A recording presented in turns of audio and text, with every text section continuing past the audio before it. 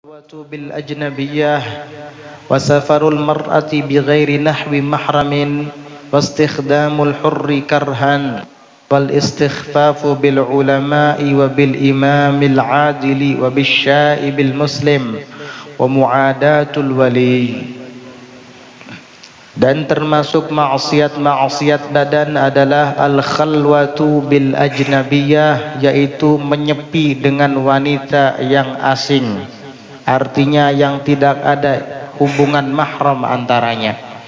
Ini termasuk dosa yang dilakukan oleh badan.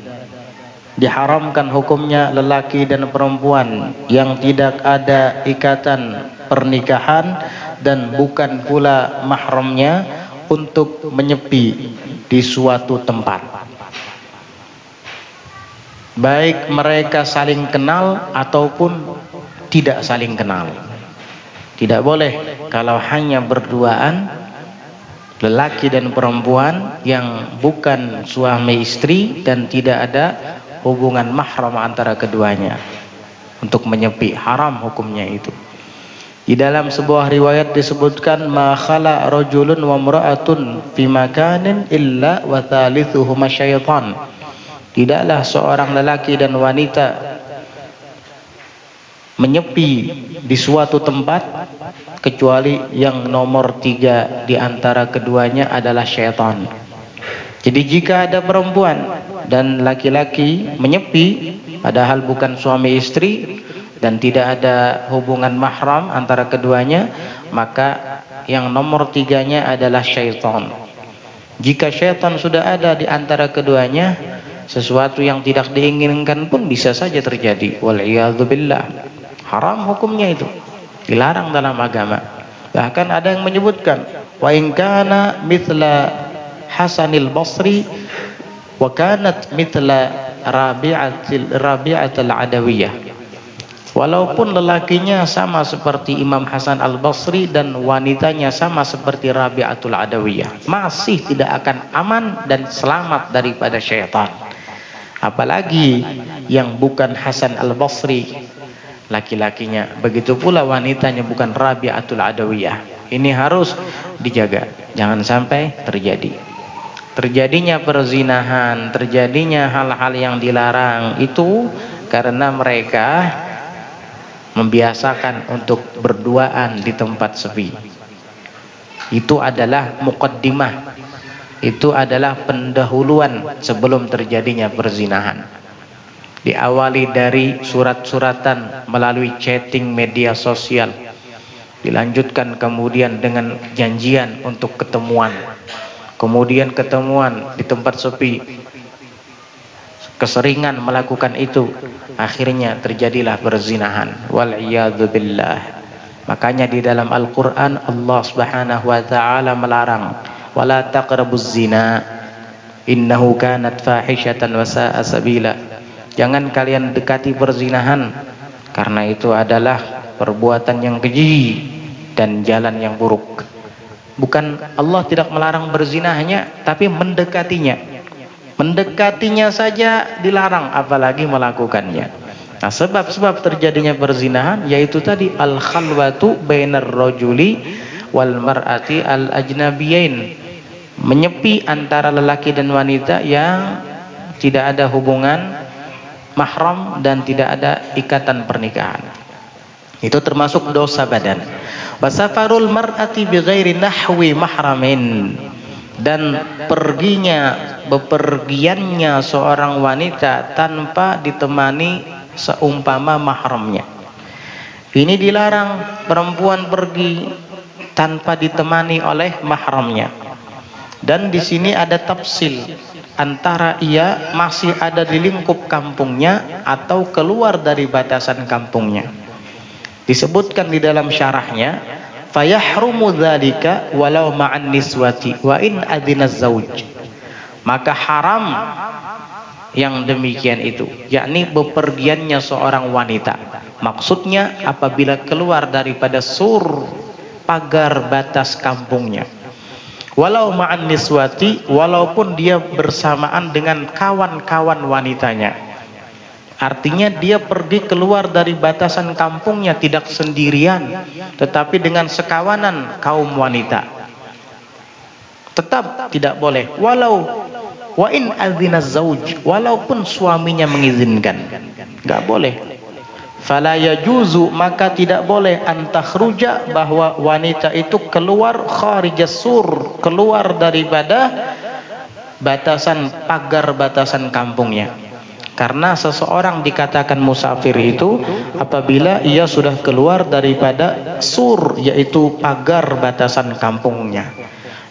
Dilarang walau ma'an niswati thiqat, walaupun ia keluar bersama dengan para wanita-wanita yang thiqat, yang dapat dipercaya atau amanah, tetap tidak boleh, dilarang.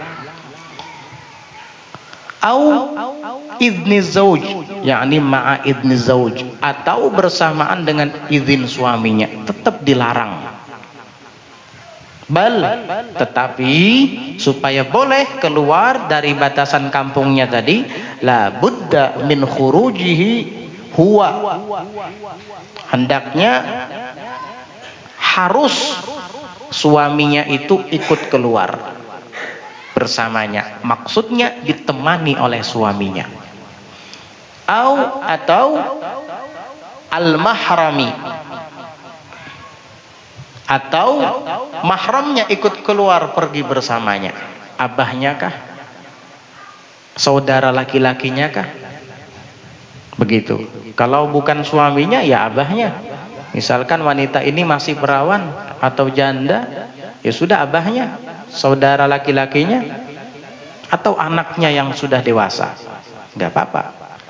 Awil abdi thiqah, atau keluar bersamanya budak lelakinya yang thiqah, yang dapat dipercaya dan amanat, baru boleh. Boleh. Ini kalau sudah keluar dari batasan kampung. Tapi kalau hanya sekedar pergi ke pasar saja ya nggak masalah. Yang penting dia aman daripada fitnah. Aurat ditutup. Ini yang dimaksud safar. Kalau sudah safar, kalimatnya berarti sudah mujawazatus sur, sudah melintasi atau melewati batasan kampungnya, pagar batasan kampungnya. Ini tidak boleh kalau sendirian atau bahkan bersama dengan wanita-wanita yang sama sepertinya, walaupun diizinkan suaminya. Jadi harus ditemani oleh lelaki mahramnya atau suaminya atau budaknya jika dia punya budak laki-laki yang thiqah, dapat dipercaya. Fama yaqa'u al-ana, maka apa yang terjadi sekarang, min khurujin nisa, daripada keluarnya kaum wanita, ilal maqabiri, kepada kuburan-kuburan, berarti berziarah.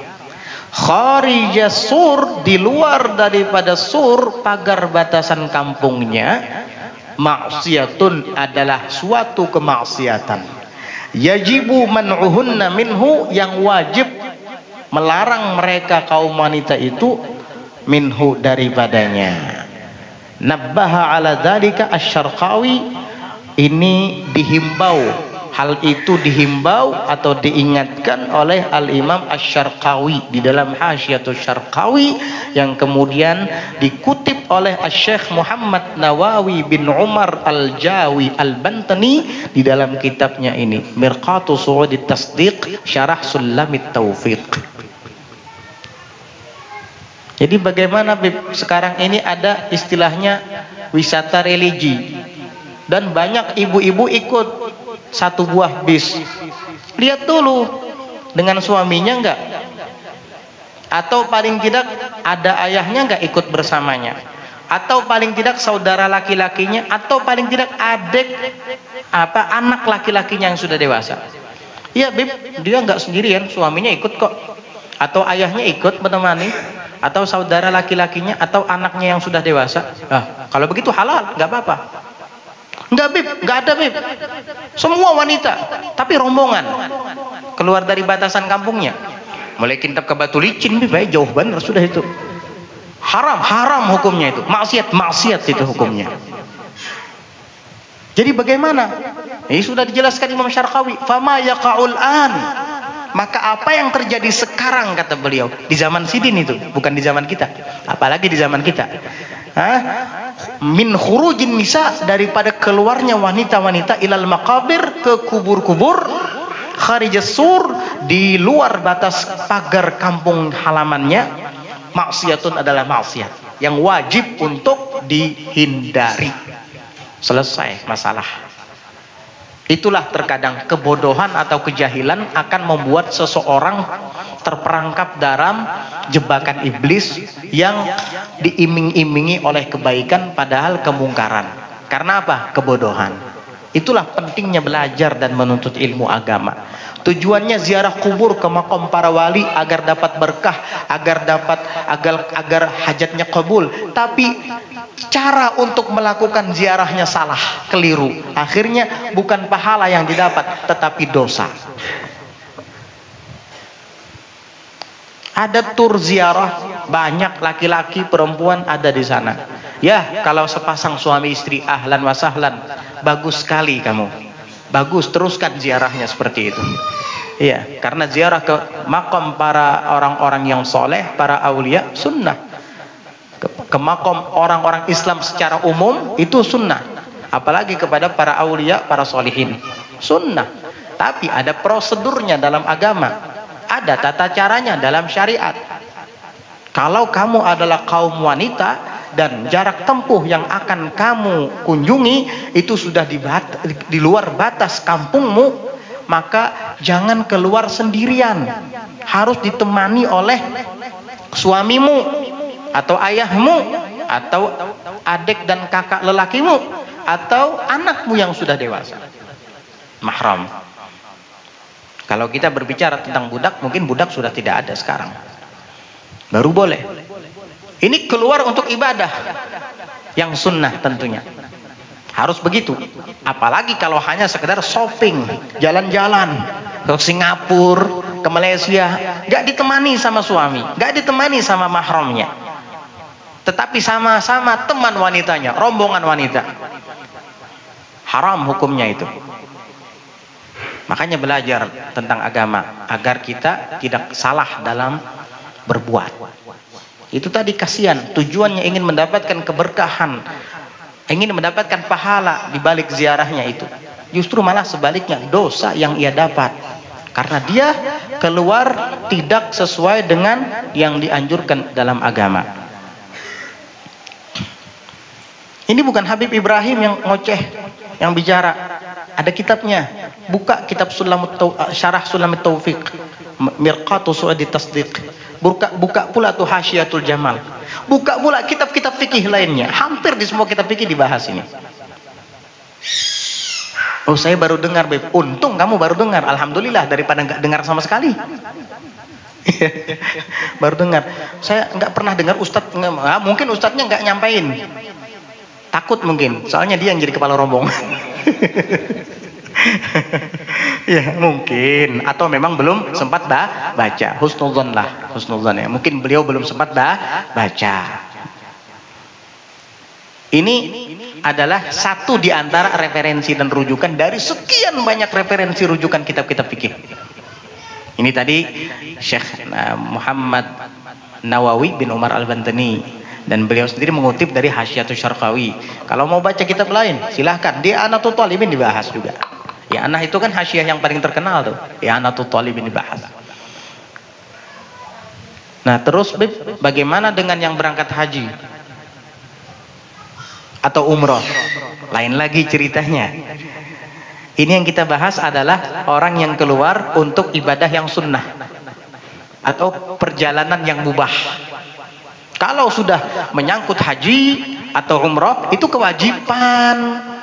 Nah, kalau haji atau umroh, walaupun tidak bersama suami, walaupun tidak bersama mahram, tetapi dia harus bersama sekelompok wanita-wanita yang thiqah.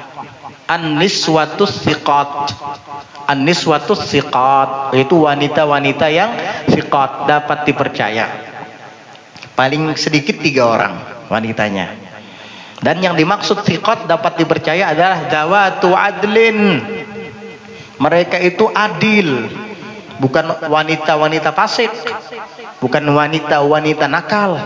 Memang wanita-wanita yang baik-baik juga. Lalu mereka semua ingin menunaikan ibadah haji, tidak ditemani oleh suami, tidak ditemani oleh mahram lelaki, tetapi mereka sekelompok wanita yang amanat, yang adil. Bukan wanita-wanita nakal, bukan wanita yang fasikah. Boleh, nggak apa-apa. Lo beda, ini ibadah yang fardu, sedangkan ziarah kubur yang sunnah saja. Kalaupun tidak kita kerjakan, kita nggak berdosa. Kalau haji sudah wajib, sudah saatnya kamu tinggalkan, kamu dosa nanti. Khawatir, memang haji itu fardun muwassa, kewajiban yang luas waktunya. Tapi khawatir belum sempat kita menunaikan padahal mampu, lalu meninggal dunia, dosa nanti kita. Paham? Inilah perbedaannya. Nah itu makanya belajar dulu sebelum beribadah. Wa kullu man bighairi ilmin ya'malu a'maluhu mardudatun la tuqbalu. Setiap orang yang beramal tanpa ilmu, amal-amalnya itu ditolak, tidak diterima. Ya, tujuannya ingin ibadah, ingin ziarah kubur, dapat berkah aulia, dapat berkah para kaum solihin, tapi caranya salah. Pergi tanpa ditemani suami, pergi tanpa ditemani oleh mahramnya, orang tuanya, anaknya yang sudah dewasa misalnya. Bahkan kadangkala perginya pun bertengkar dulu dengan suami. Waduh, aku abahnya ya anak 4 bebuhannya, tulakan ziarah esok kemana? Ke Samarinda sana. Wah jauhnya jernang laki. Gamah kue, sarah kue, napa gerang ikam? Jangan jelakin mbak aku kayak apa? Ayo memasak seorang situ. Serah kue, jangan, karena kawa, pokoknya aku tulak serah hikam aja, melarang hikam kan. Akhirnya ditinggalkannya lakinya. Mal'unah, ini wanita terkutuk ini. Kenapa? Dilaknat sama Allah Ta'ala dan dilaknat para malaikatnya sampai kembali pulang ke rumah. Ayyuma mra'atin batat muhajiratan an firasyi zawjiha la'anathal malaikatu hatta tarji'. Wanita manapun yang bermalam di luar meninggalkan tempat tidur suaminya tanpa izin dari suaminya, wa huwa 'alaiha sakhit, dan suaminya sedang marah sama dia, la'anathal malaikatu hatta tarji', maka para malaikat melaknat dia sampai dia kembali pulang ke rumah. Jangan tajun dari rumah laki, apalagi lawan laki orang. Dilaknat kamu sama malaikat. Sampai pulang minta maaf sama suami. Kalau suami nggak memaafkan, hati-hati kamu, ketulahan. Kenapa sesengot? Orang bahari kalau nyabu binian sesengot ketulahan non laki.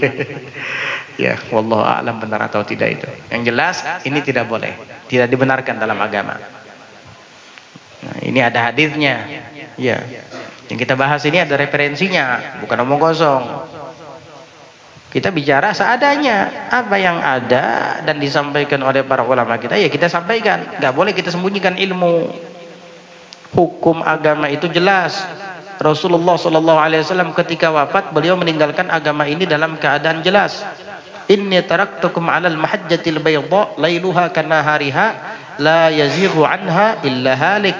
Saya meninggalkan kalian, kata Nabi SAW, berada di atas pedoman yang putih, berada di atas hujjah yang nampak jelas. Lailuha kanahariha, dari saking jelasnya, dari saking putihnya, malamnya pun seperti siang. La yazighu anha illa halik, tidak ada yang menyimpang, tidak ada yang melenceng anha daripadanya illa halik, kecuali orang yang celaka. Na'udzubillah. Jadi agama itu semua ada aturannya. Kamu jangan bikin aturan sendiri. Terserah kuai, ya sudah kamu bikin saja agama sendiri. Ya, na'udzubillah min dzalik. Itu adalah tafsil dan rinciannya. Ya. Begitu. Kalau keluar rumah di tempat yang dekat-dekat saja, mungkin berteman dengan wanita-wanita yang sama dengan dia, nggak masalah. Hanya sekedar pergi ke pasar, aman dari fitnah, selama itu masih dalam lingkup kampung halamannya, desanya. Tapi kalau sudah keluar dari batasan kampungnya, sekiranya dianggap safar, dia tersebut sudah dikategorikan musafirah, maka harus ditemani oleh suami. atau ditemani oleh mahramnya yang laki-laki, ayahnya, adik atau kakak laki-lakinya, atau anak laki-lakinya yang sudah dewasa, atau budak laki-lakinya yang thiqah, terpercaya jika ada. Kalau tidak, kamu berdosa, dan itu adalah maksiat badan. Wastikhdamul hurri karhan, dan istikhdamil hurri yaitu mempekerjakan orang merdeka karhan dalam keadaan terpaksa. Itu juga maksiat badan, nggak boleh. Bahasa dahulunya namanya kerja paksa. Ya, nggak dikasih upah. Lain kalau upah, nggak dikasih upah, disuruh, tapi nggak dikasih upah. Karhan, sedangkan al-hur, orang yang merdeka ini dalam keadaan terpaksa, dosa itu. Tapi kalau memang mereka yang mau atas dasar sukarela, nggak apa-apa. Mungkin dia ingin membantu sukarela, ingin mengharap pahala, nggak apa-apa. Tapi kalau kamu yang memaksa seseorang untuk mempekerjakan dia, itu namanya istikhdam, memperbudak namanya.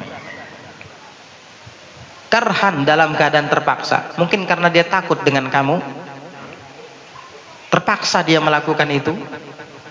Dia lakukan dengan hati yang berat, dosa kamu. Maksiat badan itu. Paham? Tapi kalau bukan karhan, memang kemauannya sendiri, nggak masalah, boleh. Atau istikhdamul abdi, yang dia pekerjakan itu budaknya sendiri, nggak masalah. Memang tugas budak harus seperti itu dengan tuannya. Ini nggak al-hur, orang merdeka, begitu. Wal istighfafu bil ulama, dan meremehkan para ulama, ini juga termasuk maksiat. Ulama diremehkan. Siapa yang bilang itu? Siapa yang bilang haram? Siapa?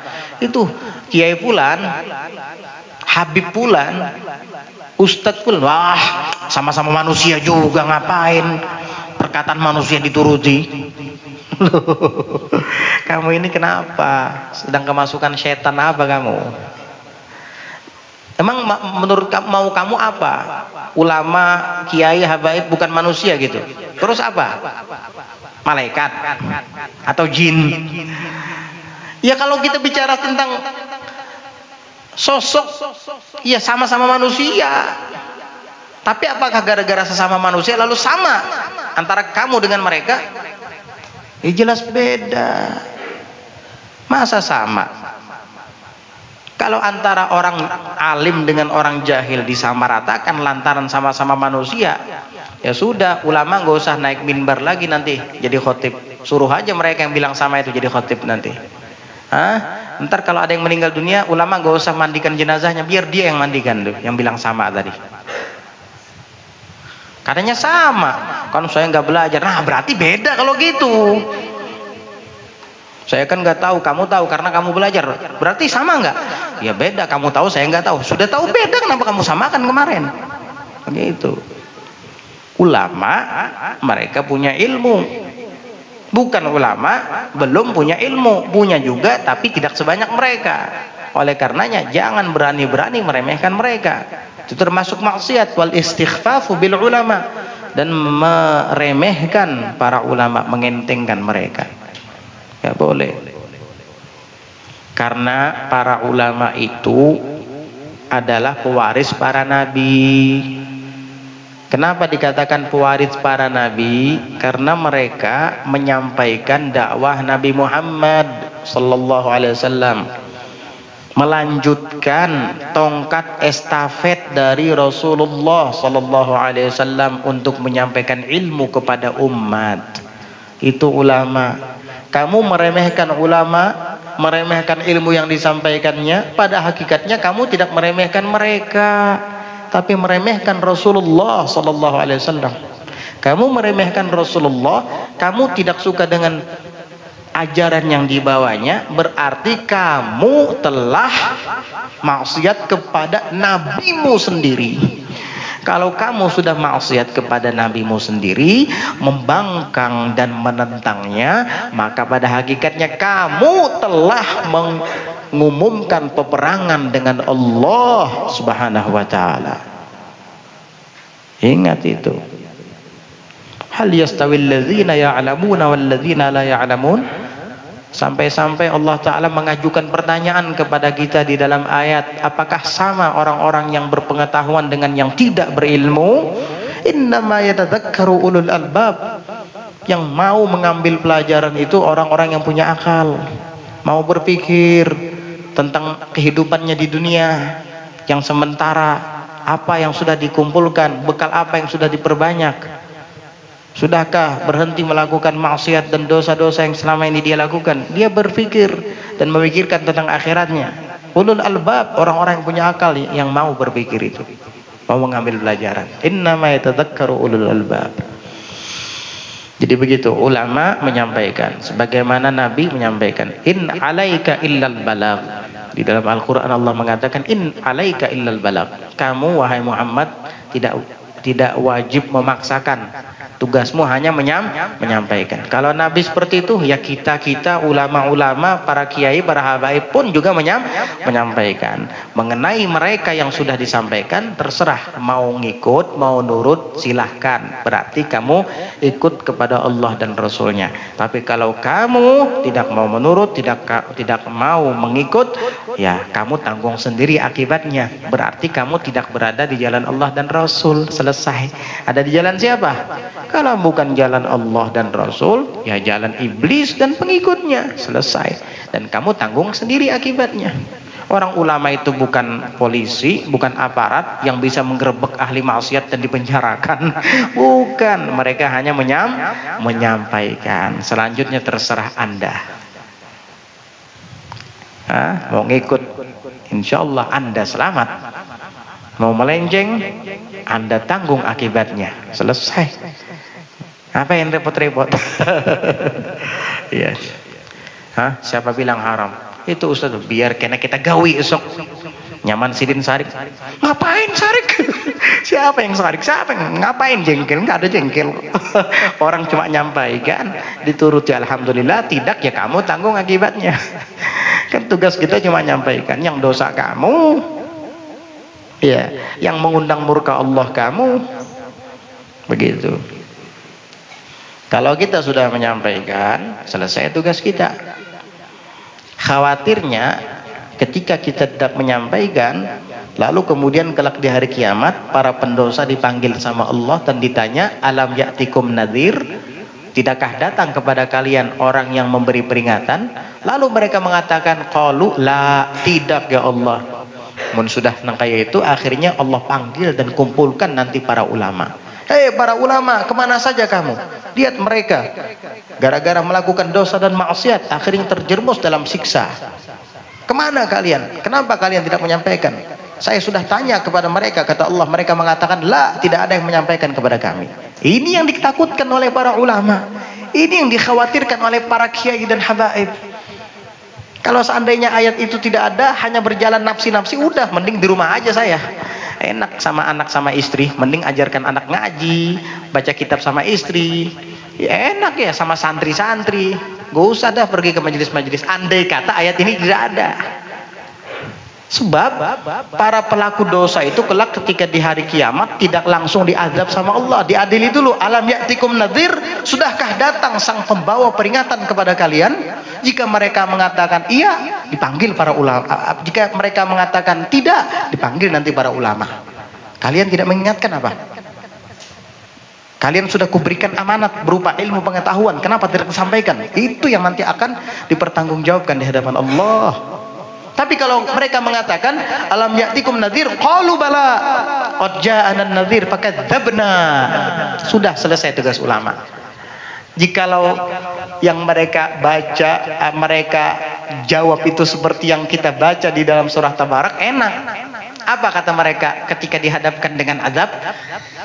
Apakah kata Allah telah datang kepada kalian sang pembawa peringatan? Qalu bala. Mereka mengatakan, inggih, sudah kami diingatkan di majelis taklim, di masjid-masjid, oleh para ulama, oleh para habaib, oleh para kiai. Sudah kami diingatkan. Fakadzabna, lalu kami mendustakan. Nggak mau percaya, nggak mau ngikut, nggak mau manut. Sudah diceritakan sama Allah dalam Al-Quran. Fasuhqan li ashabis sa'ir. Celaka bagi ahli neraka sa'ir. Naudzubillah. Fakadzabna wa qulna ma nazzalallahu min syai'in in antum illa fi dhalalin kabir. Kami dustakan dan kami katakan Allah tidak turunkan itu. Siapa bilang ini haram? Kata siapa ini haram? Boleh. Kayak kamu punya agama, kayak kamu aja yang punya agama. Duduk sini, baca kitab sama saya. Bisa nggak kamu nahu sorof? Bisa nggak baca mana mubtada, mana khobar, mana fi'il, mana fa'il, mana masdar? Nggak pernah duduk di pondok pesantren bicara hukum. Yang nyantri aja duduk di pesantren belum tentu semuanya berhasil nuntut ilmu. Enak aja hukum sakarepmu dewe. Hukum agama sakarepmu dewe. Emang hukum agama seperti yang ada di otak kamu apa? Agama itu ada undang-undangnya, ada hukum-hukumnya. Jadi begitu, ya. Mudah-mudahan dapat dimengerti. Jadi nggak ada ruginya, ulama nggak rugi, kiai nggak rugi, habaib nggak rugi kalau sudah menyampaikan dan lepas tanggung jawab. Tinggal kamu lagi mau ngikut atau tidak. Mau ngikut atau tidak ya serah kamu. Yang nanggung akibatnya kah? Kamu juga.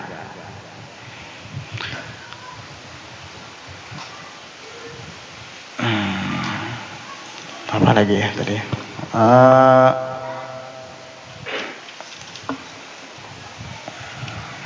Tiup kipas angin. Nah ini dapat sudah.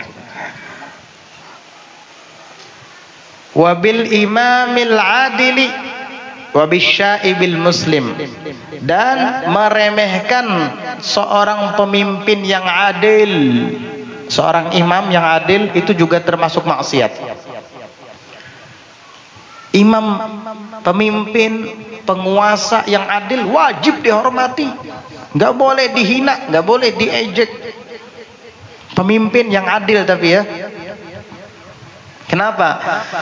Karena pemimpin yang adil itu kelak termasuk di antara 7 golongan yang dinaungi oleh Allah Subhanahu wa taala di hari yang tidak ada naungan kecuali naungan Allah Subhanahu wa taala. Di antaranya adalah al-imamul adil, seorang pemimpin yang adil.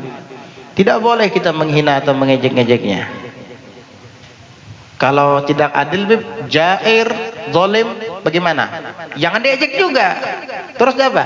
Dinasehati. Iya, dinasehati. Iya. Kalau dia adil, dihormati, didukung. Tapi kalau dia jair, dinasehati. Jangan dihina juga. Karena menghina dia akan menambah kerusakan nanti. Kalau dihina, marah dia. Kalau dia marah, udah. Karena dia yang punya wewenang, apapun bisa dilakukan sama dia. Dihina soalnya. Mestinya ditegur, begitu. Kalau adil, hormati. Kalau salah, jair, zalim, ditegur dengan hikmah atau dengan nasihat yang baik. Kalau tidak mempan, ya ajak untuk diskusi, debat ke pemerintahan, kan begitu. Enak, harmoni jadinya kalau kayak gitu. Kalau dihina, diejek, marah akhirnya. Akhirnya nasihat kamu tidak manjur. Bukankah arti dakwah itu dan arti nasihat itu adalah isalul khair ilal ghair. Isalul khair ilal ghair. Menyampaikan kebaikan kepada orang lain. Taqribul ibad ila rabbil ibad, mendekatkan hamba-hamba kepada Tuhan para hamba, Allah Subhanahu wa taala. Dengan cacian, ejekan dan makian tidak bisa kita menyampaikan kebaikan kepada orang. Dengan cacian dan makian tidak bisa kita mendekatkan seorang hamba kepada Tuhannya. Masa mendekatkan hamba kepada Tuhannya dengan cacian, celaan dan makian? Masa mendekatkan seorang hamba kepada Tuhannya dengan ejekan? Menyampaikan kebaikan agar dilakukan oleh seseorang dengan makian? Ya, nggak bisa seperti itu. Bil hikmati wal mau'izatil hasanati wajadilhum billati hiya ahsan. Ud'u ila sabili rabbika bil hikmati wal mau'izatil hasanati wajadilhum billati hiya ahsan. Disuruh kita mengajak kepada Allah itu dengan hikmat, dengan kebijaksanaan, dengan kalimat yang bagus, tanpa menyebut, tanpa menjurus secara belak-belakan, tetapi bisa dirasakan dan bisa berpengaruh ke hati seseorang. Wah, ini mantap ini. Kalau nggak peka juga, ini orang nggak peka juga, nasihati, mau'izah, tapi hasanah, mau'izah yang baik. Setelah itu baru ajak diskusi, ajak debat yang baik pula. Idfa' billati hiya ahsan. Tolaklah dengan cara yang terbaik. Jadi begitu Islam mengajarkan. Nah, jadi imam yang adil dihormati. Imam yang adil tidak boleh dihina atau diremehkan. Yang jair, yang zalim dinasehati, begitu. Salah juga kalau mengatakan saya akan bela pemimpin, mau dia benar mau salah saya bela. Salahnya saja saya bela, apalagi benarnya. Bahlul ini orang ini. Masa salah dibela? Iya. Kalau benar didukung, kalau salah ditegur, begitu. Jangan salah benarnya saya bela, dia salah saja saya bela, apalagi benar. Bahlul kamu. Ini namanya jahil murakkab ini, sudah jahil murakkab lagi. Bertingkat ini. Memang tugasnya begitu ya, yang baik didukung, dihormati, yang zalim ditegur, dinasehati, tapi billati hiya ahsan. Ya, dengan cara yang baik. Bukan dengan cacian, makian. Allahu Akbar. Wa bisyaibil muslim, dan dengan orang tua yang muslim. Syaib itu orang yang sudah beruban. Syaibeh. Syaib berarti orang tua yang muslim. Ini juga wajib dihormati. Beubanan sudah sidin, rambut jenggot sidin sudah tua beuban. Hormati orang tua. Gak boleh dihina, nggak boleh dicaci, nggak boleh diejek. Ada orang tua gigi sidin sudah habis, bebacaan kata tapi pasih dulu, ada boleh. Iya, orang tua berjalan sudah tidak bisa lagi lurus, badannya bungkuk, pakai tongkat, melihat pun tidak jelas, diulu-ulu, ada boleh seperti itu.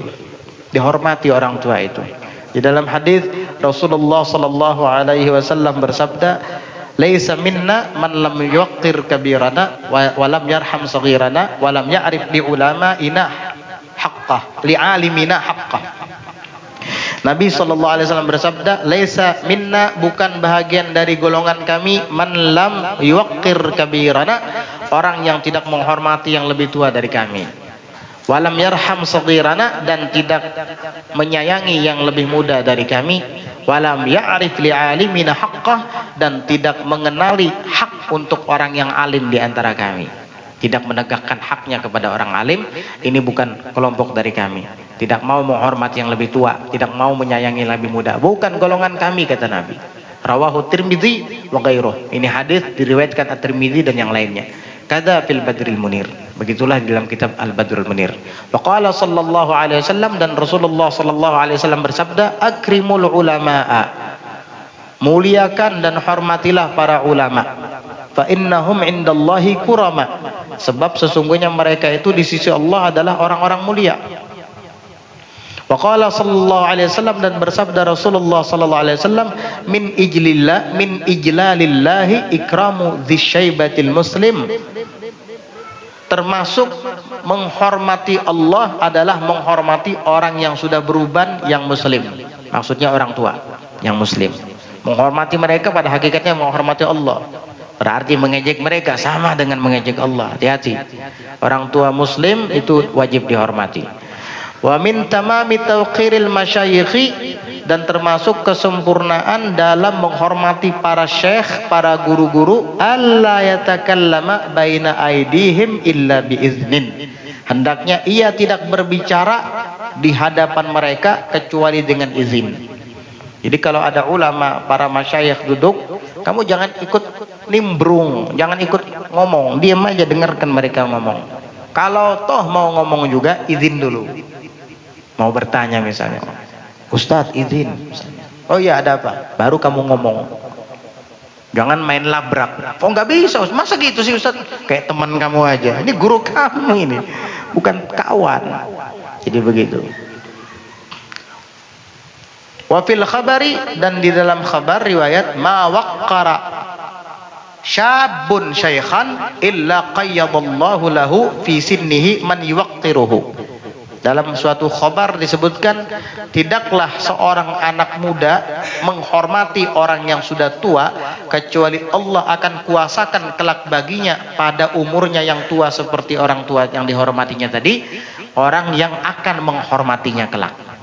Artinya jika kita menghormati orang yang tua, maka kelak ketika kita sudah tua juga akan dihormati oleh generasi setelah kita. Wa kama tadinu tudan, sebagaimana kamu meminjamkan maka begitu pula kamu dibayar. Kalau kita menghormati kakek-kakek tua di saat masih muda saat ini, kelak jika engkau menjadi kakek-kakek tua seperti beliau, akan dihormati oleh anak-anak muda setelah kamu nantinya. Ada orang tua jadi bahan ejekan anak-anak. Jangan-jangan dia juga dulu waktu masih muda suka ngejek orang tua. Akhirnya begitu. Iya. Wa kama tadinu tudan, sebagaimana kamu meminjamkan maka begitu pula kamu dibayar. Wa mu'adatul waliyyi wal i'anatu 'alal ma'siyati wa tarwijuz zaifi wa isti'malu awaniz zahabi wal fiddati wa ittikhadhuha wallahu a'lam bis-shawab. Masih ada lagi maksiat-maksiat badan yang akan dibahas insyaallah di pelajaran yang akan datang. Mudah-mudahan Allah Subhanahu wa taala senantiasa selalu mengaruniakan taufiknya, hidayahnya ke dalam hati kita, sehingga dengan ringan kita mengikuti kebenaran dan dengan ringan hati pula kita menjauhi kebatilan. Amin Allahumma amin ala hadhihi